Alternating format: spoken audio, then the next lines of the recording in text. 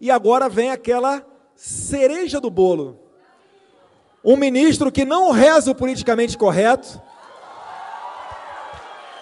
Um ministro O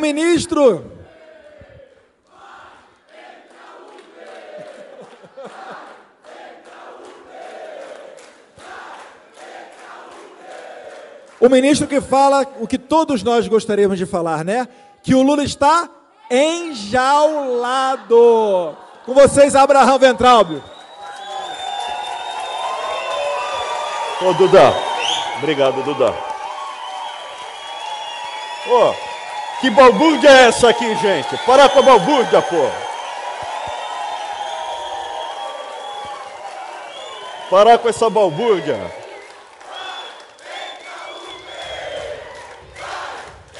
Obrigado. Obrigado, gente.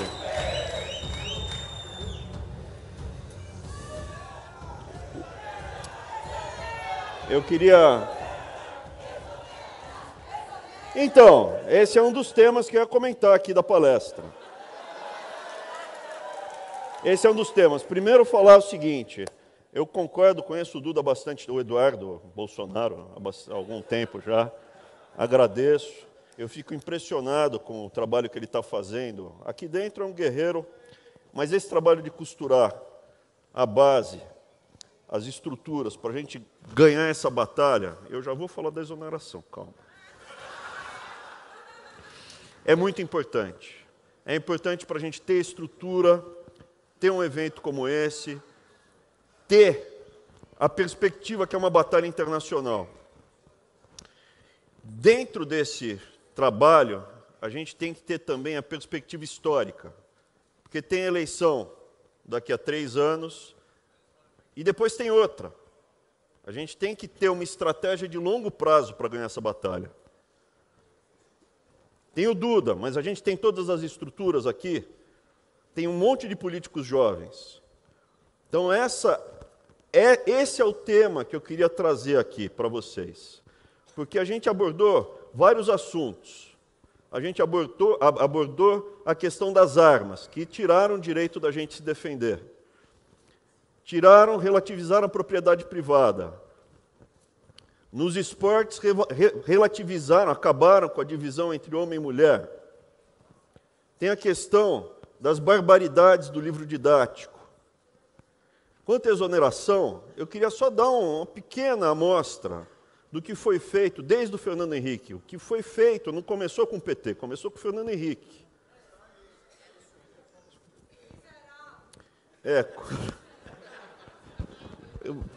O meu irmãozinho ainda está, o Arthurzinho ainda está se recuperando, mas como ele diria, né? Você não morre de AIDS, você morre de tuberculose. Então, você tem a doença oportunista e você tem a AIDS. Quem enfraqueceu o nosso organismo foi justamente... Ninguém começa no crack, você começa na maconha. Quem abriu a porta para o Lula entrar foi o Fernando Henrique. E esse trabalho está sendo feito há muito tempo. Exonera, exonera! Pega o livro didático, que maravilha! Na República Federativa do Brasil, nós temos 600 mil servidores civis na ativa. 300 mil estão no MEC. É do tamanho das Forças Armadas. Os poucos últimos anos do PT, da Dilma, aumentaram em 100 mil no MEC, só no MEC. Ah, é? Tá bom. Com concurso público e o STF, Ministério Público, a gente tem que usar a cabeça. Nós somos indivíduos, a gente está crescendo rapidamente. Uma coisa só que eu discordo do nosso amigo Eduardo Bolsonaro, que organizou tudo, está liderando esse processo todo. Que o Onix comentou, é o nome do futuro. Esse daqui é o cara do futuro.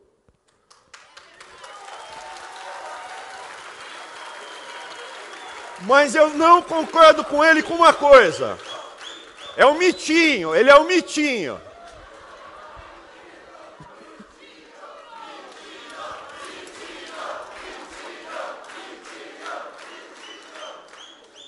Mas eu queria discordar dele de uma única coisa. O movimento conservador chato é da vovozinha, cara. A gente é muito mais engraçado que a petelhada.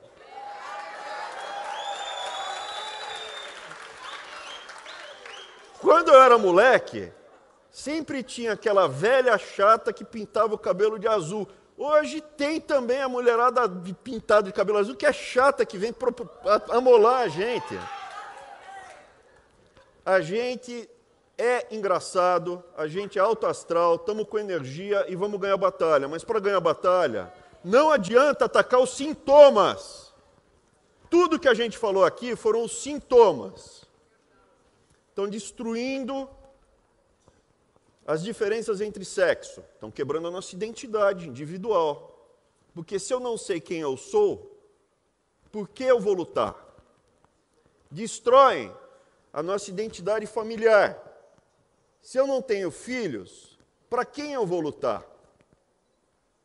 Eles destroem os nossos valores, nossas referências históricas. Cadê o José Bonifácio? Cadê os irmãos Rebouças? Cadê a princesa Isabel? Cadê a dona Leopoldina? Cadê os livros que sempre definiram a cultura brasileira? Cadê a Bíblia?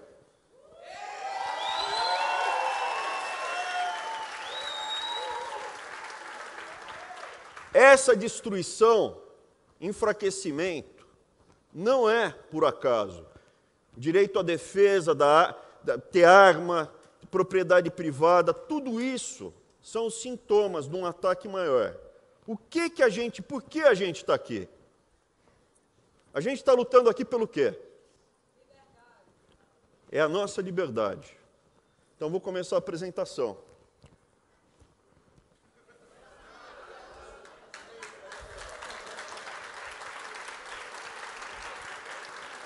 Está na hora de quem quiser tomar o comprimido azul sair. Posso dar sequência? Eu conto no final o que é isso aqui. Está em grego. Por que está em grego? A democracia surge com a classe média. Como é que surgiu o conceito da democracia? Surgiu na Grécia. Atenas era uma sociedade oligárquica. E você tem um negócio chamado revolução hoplita. É uma revolução. O que nós estamos fazendo aqui é uma revolução, assim como teve uma revolução em Atenas. Você tinha um grupo pequeno de nobres ou de oligarcas que tinha dinheiro para comprar cavalo, lança, espada. E quando eles tinham que defender ou brigar, era um grupo pequeno de oligarcas que ia lutar pela cidade. Quando eles venciam, eles ficavam com os espólios. E no tempo de normalidade, quem mandava na cidade eram eles. Atenas passou por uma revolução econômica. A revolução econômica foi o comércio, que permitiu ter artesanato, ter algum trabalho de skill, de desenvolvimento, e com o comércio e com esse artesanato, surgiu uma classe média. Não tinha só grandes proprietários de terra, poucos que podiam comprar armas. Surgiu uma classe média que podia comprar o elmo, o peitoral, uma espada, uma lança e o óplon, porque eles eram hoplitas, que é o escudo. Esse cara, classe média, ele sozinho não era forte. Ele era mais fraco do que um oligarca. Mas ele, junto, era imbatível. A classe média junta, armada, preparada, era imbatível. E se tornou o grupo dominante da Grécia. E essa é a base da democracia. Porque a classe média, ela não está lutando pela liberdade do indivíduo. Eu estou lutando pela liberdade dos meus filhos, mas eu sei que se for só os meus filhos que forem livres, eu não consigo. Eles não conseguem. Eu tenho que lutar pela liberdade minha, dos meus filhos, da minha família e da família do Eduardo e da família de cada um de vocês. Porque juntos nós não seremos escravos. É disso que a gente está falando. A batalha da educação é sobre liberdade. Um analfabeto é um escravo. Ele não consegue nem andar de ônibus. Um analfabeto, ele é totalmente guiado, porque ele não consegue interpretar um texto. Quem sabe ler e escrever, não vota no PT.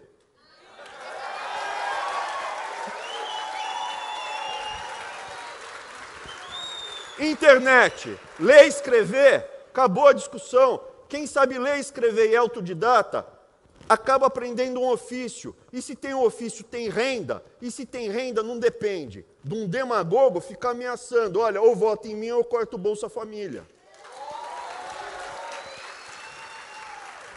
Educação da família e ensino na escola gera liberdade.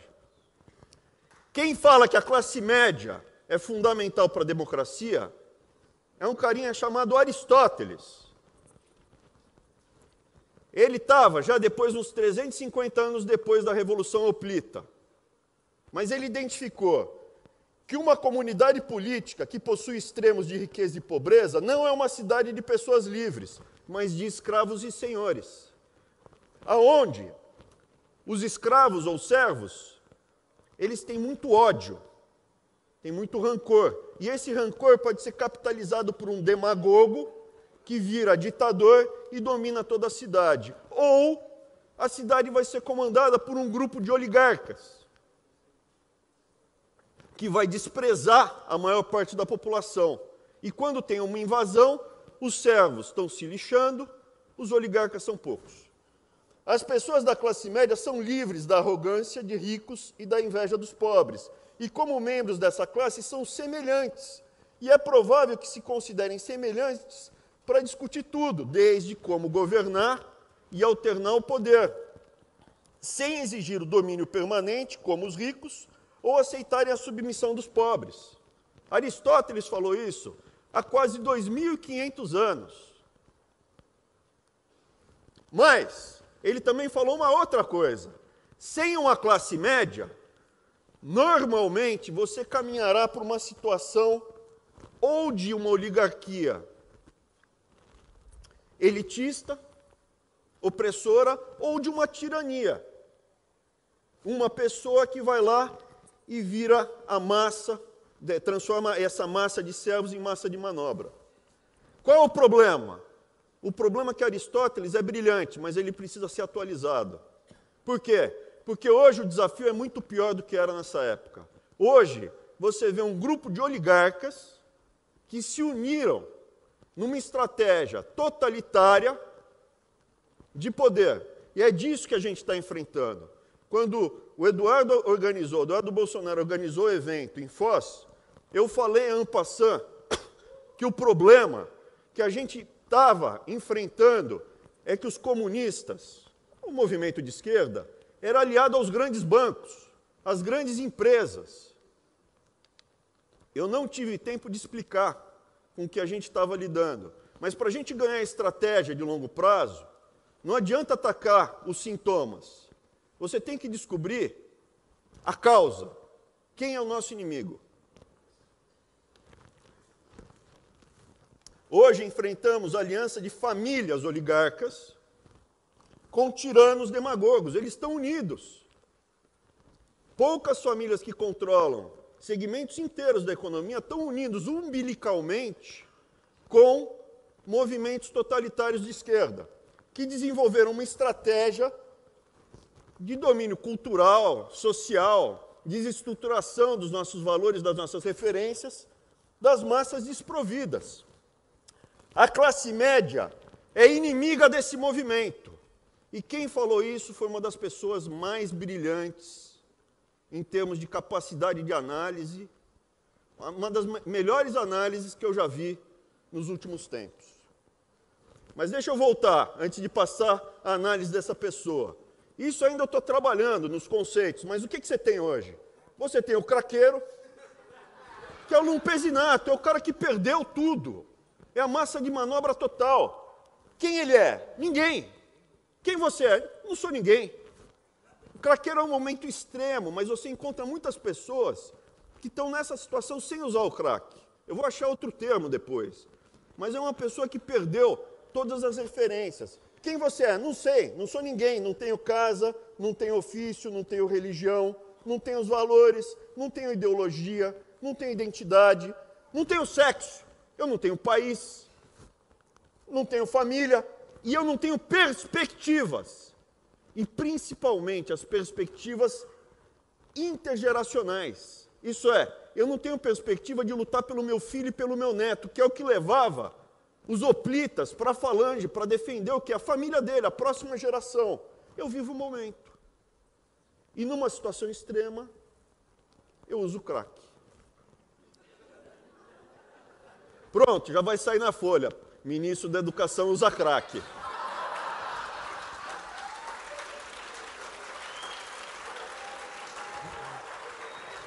Quem é o inimigo?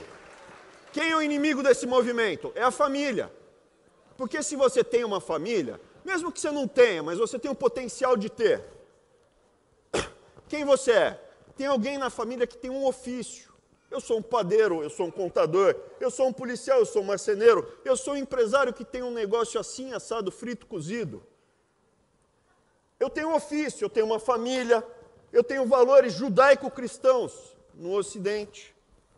Quero um país melhor e mais seguro para os meus filhos e netos. Esse é o inimigo. Você tem o comunista vocacional. O que é o comunista vocacional?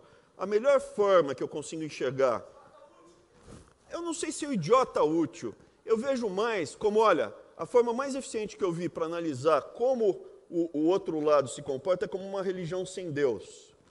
Você tem o alto clero, na Idade Média você tinha famílias de papas, e você tem o baixo clero. O baixo clero não tem família, ele está 100% dedicado à causa. Ele tem um ofício, ele tem lá seus 10 mil reais, 15 mil reais, 5 mil reais por mês. Mas ele não tem identidade nem família, ele vive pela causa. Ele acredita nisso.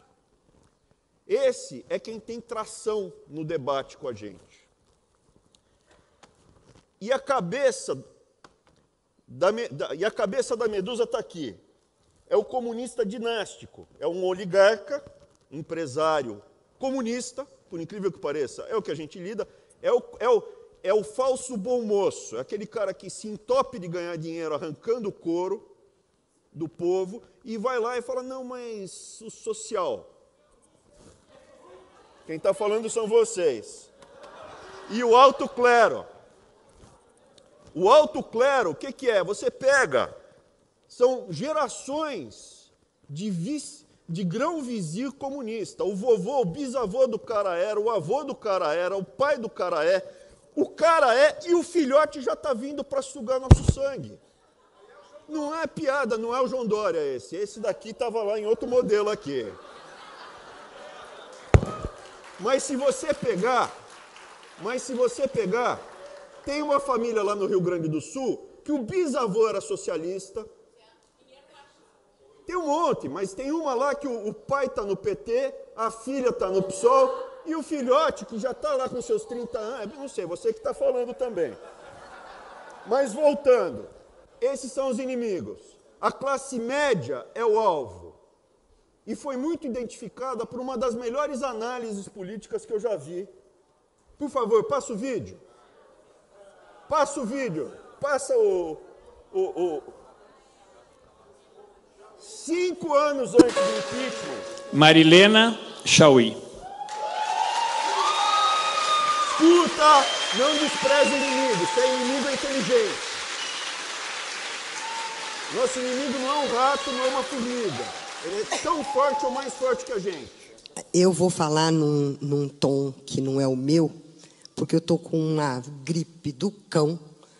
E se eu falar no meu tom, eu vou... Presta atenção na gesticulação dela. Vou falar numa voz que não é minha compara com e o que me Terceiro desgosta Reich, a Alemanha muito, nazista. mas E é a troca voz a que palavra sobrou. classe média por judeu. E por que eu defendo esse ponto de vista?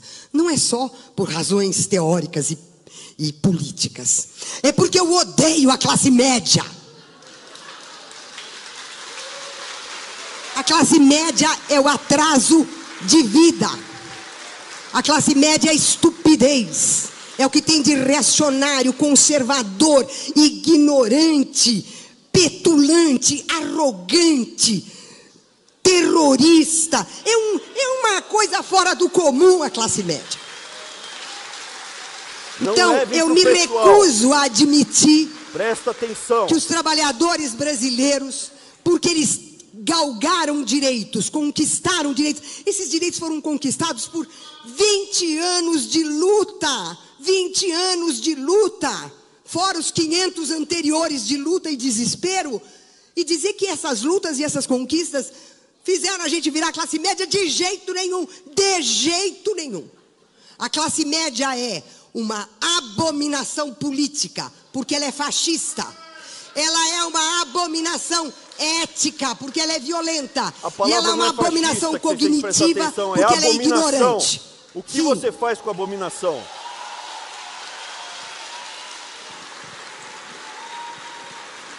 Preste atenção no vídeo, na gesticulação dela. E pega qualquer discurso do Terceiro Reich. Troca a palavra classe média por judeu. É Schmutzige Juden. Pode voltar para a apresentação, por favor. Como é que está indo? Está tudo bem? Eu prendi a atenção de vocês? Agora eu vou precisar de um pouquinho de concentração. Mas não para eu te explicar a teoria de microeconomia, só para vocês acreditarem que o que eu vou falar é ciência. E se vocês quiserem ver depois, é fácil de ver. Eu não vou explicar a teoria microeconômica, só vou falar para vocês como funciona e mostrar que existe uma série de equações, é um trabalho científico profundo e sólido para o que eu vou falar aqui. Está no livro de economia básica, inclusive eu cheguei a dar o curso, isso aqui era o meu curso, alguns slides do meu curso. Então, toda vez que você tem um livre comércio e você faz uma troca, comprei uma água, estou com sede, gastei R$3 na água. Depois de comprar a água, as duas pessoas que fizeram a negociação estão melhores. Porque eu estava com sede, eu teria pago R$5 na água, eu teria pago R$10 na água, eu estava realmente com sede. E o outro ficou feliz, porque ele ganhou R$2 ou R$1 na água. Os dois lados saíram ganhando. E você tem como medir isso. Eu teria pago R$10 numa água, mas a água me custou 3. Esse espaço chama-se excedente do consumidor, é bem-estar. Eu fiquei feliz. Depois que eu comprei, eu fiquei feliz. Eu estou melhor do que antes. A pessoa que vendeu teve o excedente do produtor. Não é lucro, não chega a ser lucro, é o excedente. Ele tem o excedente do produtor. Aí tem todas só equações para mostrar como se faz as contas, onde você acha o ponto ótimo. Tem um detalhe que chama-se custo marginal. Para eu produzir essa garrafa de água adicional, quanto me custou? Por quê? Porque no livre comércio, o preço praticado é igual ao custo marginal. Isso é, se eu puder produzir uma unidade a mais e ter 1 centavo de lucro, eu vou produzir, para ter 1 centavo a mais de lucro. E se eu tiver prejuízo, eu paro de produzir. Então, quando você tem a concorrência perfeita, você produz, a economia inteira produz até o custo marginal. Custo marginal é igual a preço. Vocês têm que acreditar em mim. Não estou explicando como na minha aula. Na minha aula seria bem mais longa, só para mostrar que eu não estou chutando com os 2 pés e tentando ficar de pé. Aqui já falei da concorrência perfeita, tem os price takers, price offers, como é feita a conta, onde você maximiza o lucro. Aqui você tem o excedente do consumidor, aqui você tem o excedente do produtor. E todo mundo sai ganhando. Como é que é feita a conta? Custo marginal. De novo, excedente do consumidor, excedente do produtor. E aí, dependendo da inclinação da curva, isso é um produto. Aí eu vou falar uma coisa que é interessante. Um produto que é mais fundamental, tipo o meu Liptor, para o colesterol. Eu vou comprar Liptor se ele custar 100, 200 ou 250 caixa. Por quê? Porque eu preciso do meu Liptor. Agora, o Papa Bolinha da Singer, não. Vocês lembram do Papa Bolinha da Singer? Vocês estão velhos. Tá, esse daqui é para o meu Liptor, o anterior não é tão importante. Por que eu estou falando isso? Porque os monopólios geralmente acontecem em coisas fundamentais. Não é monopólio do Papa Bolinha da Singer. É só a Singer que produz, que se exploda, ela que fica com o Papa Bolinha. Mas, geralmente, os monopólios que contam são em coisas que a gente realmente precisa. Vamos falar disso. Existe monopólio, que é quando só um vende, e existe monopsônico, que é quando só um compra. E você já sabe o resultado. Quando só um vende, geralmente essa pessoa arranca o couro. E quando só um compra, ele também arranca o couro. Aí o que acontece? Eu vou mostrar como é feito esse processo de arrancação de couro. Não, você sabe como é na física, você já sentiu isso, eu vou mostrar graficamente.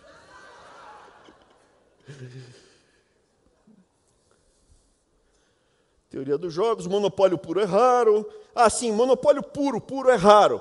Só um produtor é raro. O que a malandragem faz? Chama ter um market share muito grande. Eu não sou o único produtor. Não, mas você tem 90% do mercado. Na prática, você é um monopolista. Que é o caso da cerveja no Brasil. E aí vem o termo. Vocês lembram que eu falei na concorrência perfeita, preço igual a custo marginal? Pois é, no monopólio, ou quando você consegue se diferenciar com uma marca, por exemplo, então relógio. Relógio pode ser de R$20 até, sei lá, R$100 mil. Você tem um markup.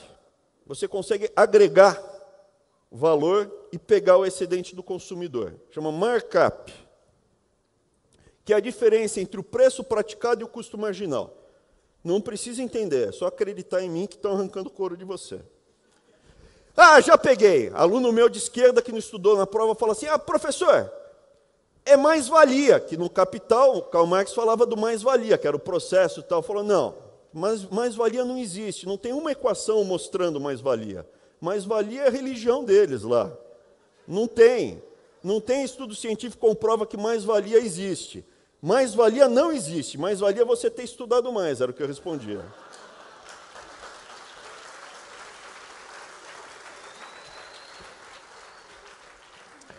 Muito bem, agora vem o gráfico que eu vou mostrar, e também, se não entender, não tem importância, porque depois vocês vão entender. Mas, olha, na concorrência perfeita, preço é igual a custo marginal, e todo mundo fica feliz. No monopólio, você restringe a quantidade que você vai vender, o preço é mais alto, e você arranca isso de quem ia comprar, e as pessoas que poderiam ter comprado, aqui não vão comprar. E todo mundo aqui sai perdendo, e quem ganha é o monopolista. Tá? Então tá tudo, é científico que eu estou falando.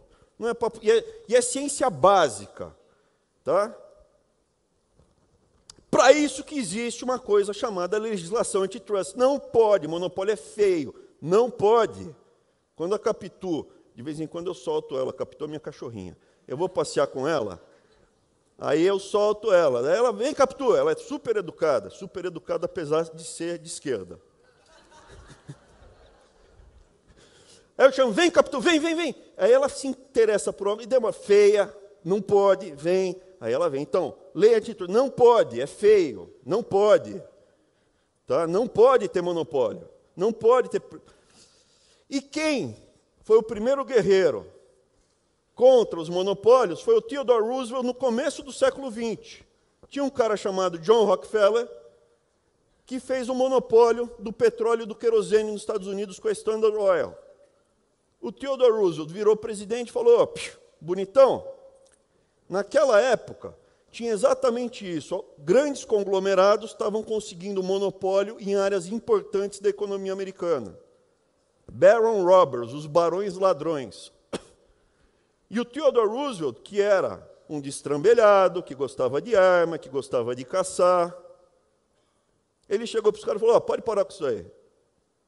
Porque esses barões ladrões estavam tentando, como eles tinham poder econômico, entrar, como na Grécia, na política. Se não fosse pelo Theodore Roosevelt, os Estados Unidos hoje não seria uma democracia como é hoje. Não teria tanta classe média. Ele obrigou o John Rockefeller a quebrar a Standard Oil em 5. E falou, escolhe uma das 5, as outras 4 você não pode ter controle. Acabou o monopólio. E hoje o setor de óleo de petróleo nos Estados Unidos tem 1 zilhão. Mas essa dinâmica de sempre tentar pegar o monopólio é constante. E continuamente a gente tende a lutar contra ela. Vou dar outro exemplo, a Microsoft, esse bonitão aqui que posa de bom moço, esse cara daqui que posa de bom moço, na verdade, nada mais é do que um oligarca que arranca o couro. Lembra que eu falei que custo marginal é igual a preço? Qual é o custo marginal de você instalar um software a mais num computador? É 0. Vou instalar um software aqui, tanto é que tem, né? Vou instalar aqui, é 0. Todo o preço que você paga por um software é markup. Sendo que no passado, vocês vão lembrar, ele não tinha o melhor produto. Ele conseguiu esse monopólio porque ele conseguiu um contrato com a IBM, que tinha uma prevalência no mercado, e aí começou um jogo de monopólio tirando a competição. E chegou a essa situação. Quando a Google se viabiliza, o que aconteceu? O preço relativo do software da Microsoft caiu. Não é mais tão caro instalar Microsoft no seu computador como era no passado. Por quê? Porque hoje tem concorrência. E a Petrobras? Quem arranca o couro é o corrupto ou o funcionário da Petrobras, que ganha salários acima. E quem paga? A gente.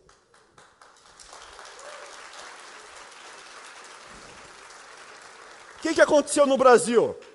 Desde o Fernando Henrique está acontecendo isso. Tem o CAD, que é a agência antitrust.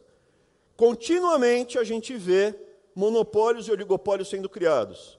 Cerveja, bife, frango, papel e celulose, banco. Aonde você olha, setores e setores da economia se monopolizaram ou se oligopolizaram. Os campeões nacionais são o último capítulo desse desenho. Isso feito com o nosso dinheiro, porque tem incentivo fiscal, feito com juros através de BNDES, Banco do Brasil Caixa, fundos de pensão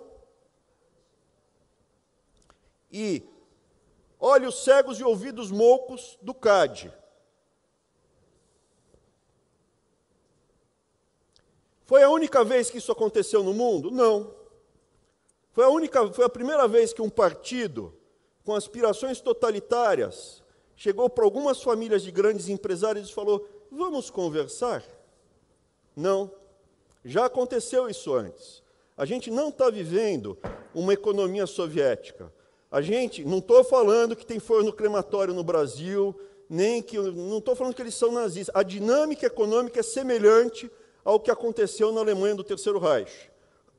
Alguns empresários de famílias alemãs começaram a se aproximar do Partido Nacional Socialista, deram dinheiro para o Hitler, começaram a ter uma relação incestuosa com o Partido Nazista, e quando o Partido Nazista chegou ao poder, Estado, partido e grandes conglomerados fizeram uma grande festa.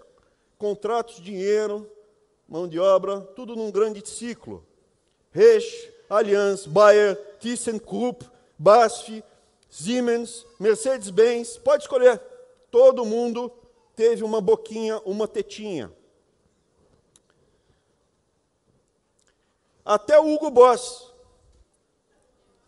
O Hugo Boss fez o uniforme da SS e o uniforme da SA. Você vê, a inspiração do perfume, será que veio de algum lugar? Ou a Bayer. Opa, voltou. Ou a Bayer, se a Bayer é bom. A Bayer hoje é boa, não tem problema nenhum, eu uso aspirina. Mas a Bayer fazia da aspirina ao Zyklon B. A Bayer não. A Farben, a IG Farben.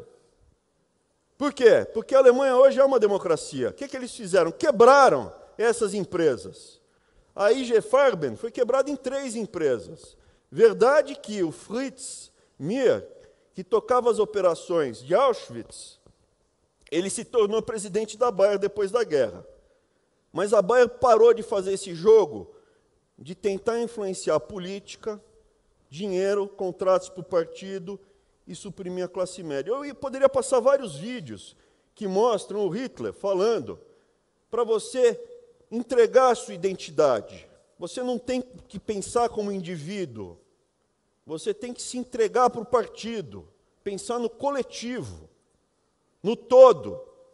Mas eu vou continuar aqui, porque senão também, né, o objetivo é só passar uma pequena amostra do que... Deixa para o próximo ano. Pode ser, Duda? Você me chama no próximo ano? Beleza, obrigado. A Alemanha enfrentou o problema. Esse cara daqui é o Porsche, que inventou o Fusca. Eles controlam uma série de empresas, desde a Porsche até a Volkswagen, Fiat, um monte. Mas eles não se metem mais num jogo totalitário. BMW. Essa daqui é a família Goebbels. No bunker, ele dá cianureto para todas essas crianças de branco e esses dois se matam. Esse daqui é o enteado do Goebbels, era filho do primeiro casamento dela. Ele escapou, ele não estava no bunker. Ele fundou, a família dele, né, o que originou são os donos atuais da BMW, da Mini e do Rolls-Royce. Mas não se metem mais no jogo totalitário na Alemanha. A Alemanha hoje é uma democracia, está livre desse cancro.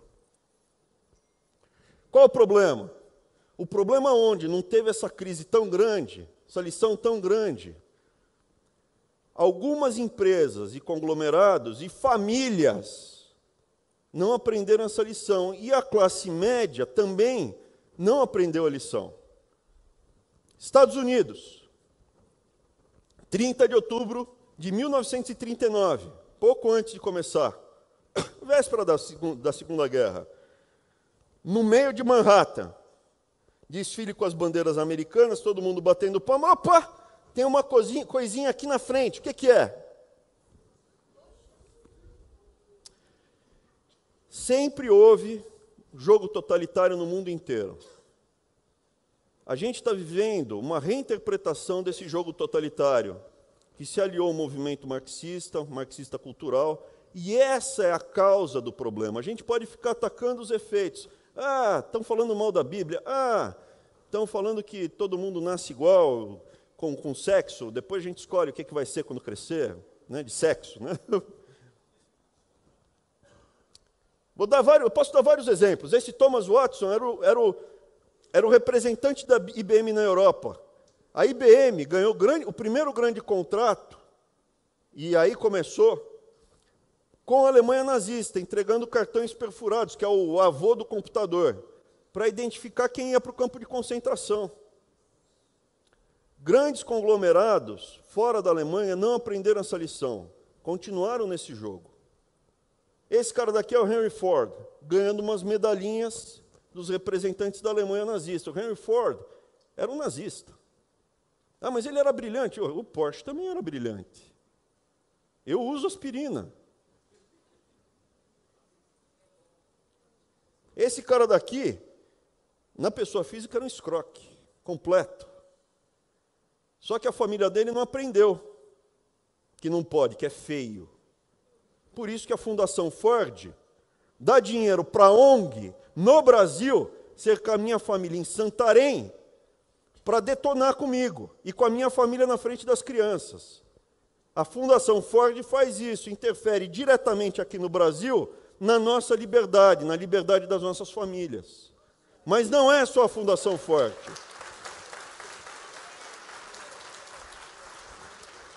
A Lava Jato mostrou a ponta do iceberg dessas famílias. A pontinha do iceberg. São famílias de empreiteiros. A Odebrecht foi para a cadeia. Mas tem mais família de empreiteiros tradicionais. 3, 4, 5, 10 gerações parasitando o Brasil. São parasitas. Frigorífico. Banqueiro. Político. São famílias na área jurídica que há gerações têm o controle de segmentos inteiros do Brasil. Só que isso se intensificou nos últimos 25, 30 anos. O mecanismo é que essas famílias, é um mecanismo isso, as famílias oligarcas e esquerdistas bilionários São bilionários. Teve um aí do Rio Grande do Sul, que alguém falou o nome, que ficou bilionário na advocacia. Perfeito? Qual é o nome mesmo? Vocês estão falando, eu não falei nada. Escondidas num manto falso de bom mocismo. Eu posso falar aqui de várias outras que não aparecem. Telecomunicações, alguém já pensou em uma? Não adianta bater no CPF, no CNPJ. Não adianta bater no CNPJ. Tem que bater no CPF. É ali que dói.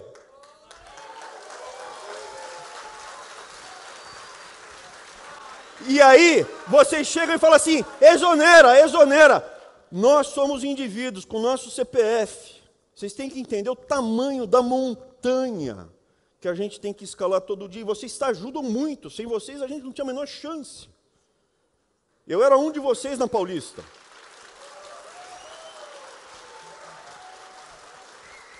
Essas famílias que ainda não foram desbaratadas, elas ainda possuem uma grande parte do poder econômico e político no Brasil, no judiciário. São famílias que estão lá. E é contra isso que a gente está lidando. Como a gente desmonta, como a gente corta a gasolina. Para fazer manifestação precisa de dinheiro. Vocês repararam que as manifestações estão menores? Porque a gente está cortando a gasolina. Antes de exonerar, precisa cortar a gasolina. Só que a gasolina ainda não foi cortada. E aí? Vamos encarar o problema?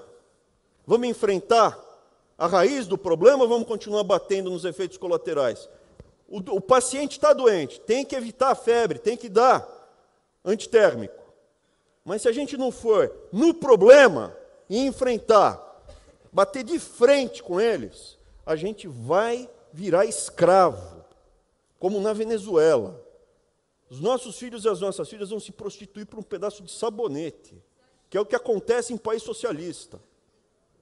E aí eu te pergunto, quem vocês preferem ser? O isentão do Chamberlain, que foi para a Alemanha, né? O Hitler foi lá e invadiu. O Chamberlain, isentão, razoável, bem educado, foi lá, apertou a mão do Hitler, falou, vamos conversar. Dialogando, a gente se entende. Entregou a Tchecoslováquia para o Hitler, voltou com apertou a mão do Hitler, voltou com um pedaço de papel e falou, paz no nosso tempo, fiquem tranquilos. Pouco depois, Segunda Guerra Mundial. Ou vocês preferem esse gordinho aqui, falava palavrão, bebia, contava piada, ia para cima.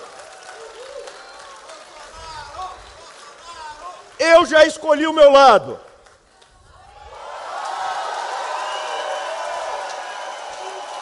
Obrigado, Dudão. Obrigado. Terminou.